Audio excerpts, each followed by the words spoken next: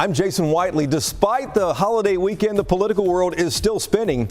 Here's what's happening in Texas politics. Rick Perry has officially left the Trump administration, and next week he'll attend an event in Arlington for local Republicans. Perry's name is not fully out of the headlines, though, as you know. He was named a participant in the Ukraine scandal, though the former Texas governor denies it.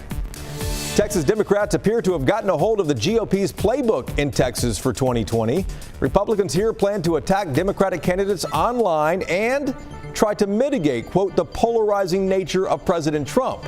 That's according to the Dallas Morning News. The newspaper called this a bizarre political blunder, which is an understatement.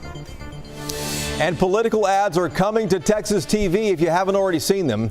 Former New York City Mayor Michael Bloomberg spent $3 million on campaign commercials. They started airing this week. He is skipping Iowa and early voting states, instead focusing on states like Texas with a large number of delegates. Plus, we have leftovers to dish out on Inside Texas Politics on Sunday morning. Every Thanksgiving weekend, we hand out our annual Turkey Awards, which recognizes the best and the worst of Texas politics. Join us Sunday morning at 9 for Inside Texas Politics to see who gets them.